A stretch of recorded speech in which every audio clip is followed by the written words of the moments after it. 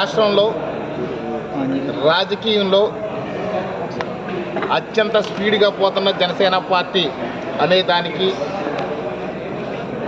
ఈ యొక్క ఉమ్మడి తూర్పుగోదావరి జిల్లాలో ప్రత్యేకంగా జనసేన పార్టీ అధ్యక్షులు గౌరవనీయులు శ్రీ పవన్ కళ్యాణ్ గారు అన్ని నియోజకవర్గాల్లో ఉన్నటువంటి పరిస్థితులన్నీ తెలుసుకోవడానికి, భవిష్యత్తులో కార్యాచరణ ఎలా ఉండాలి,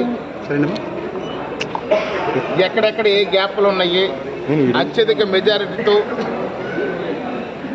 ఉమ్మడి తూర్పుగోదావరి జిల్లాలో ఉన్నటువంటి అన్ని స్థానాలకు గెలిపించాలంటే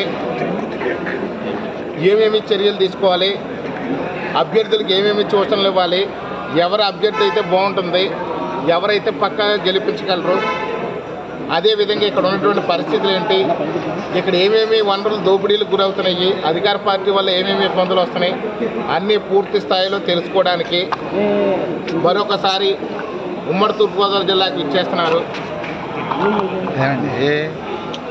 వారు పూర్తి స్థాయిలో అన్ని నియోజకవర్గాలు కొత్త సంవత్సరంలో చాలా స్పీడ్ పెంచి నాయకులందరూ కూడా చాలా స్పీడ్గా పార్టీ కార్యక్రమాలు అందరూ చేపట్టడం జరుగుతుంది.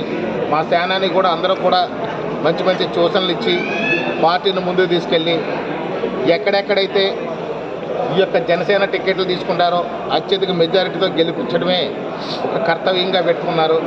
అదేవిధంగా టీడీపీ కూడా పొత్తులో టీడీపీ టికెట్లు ఎక్కడ తీసుకున్నా అవి కూడా మంచి మెజారిటీతో గెలవాలని, రాష్ట్రంలో అత్యధిక స్థానాలతో ఈ యొక్క జనసేన టీడీపీ పార్టీలు పొత్తులు ప్రభుత్వాన్ని ఎక్కువ స్థానాలతో ఏర్పాటు చేయాలని ఒక పెద్ద సంకల్పంతోనే కార్యక్రమాలు జరుగుతున్నాయి.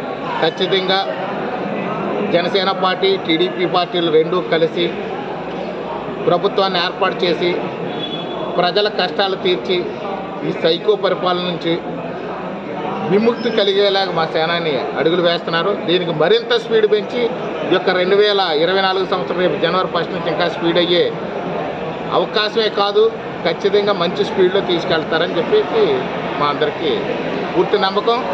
ఇప్పుడు సూచనలు ఇస్తారు. ఈ సంవత్సరం ఎండింగ్లు ఏదైతే ఉన్నాయో అవన్నీ సూచనలు ఇచ్చి ఏదైతే చిన్న చిన్న గ్యాప్లు ఉన్నాయో వాటిలన్నీ క్లియర్ చేసేసి రేపు 1 నుంచి మాత్రం జెట్ స్పీడ్లో పంపించేలాగా ప్రయత్నాలు ఉంటాయని మేము అందరూ భావిస్తాం.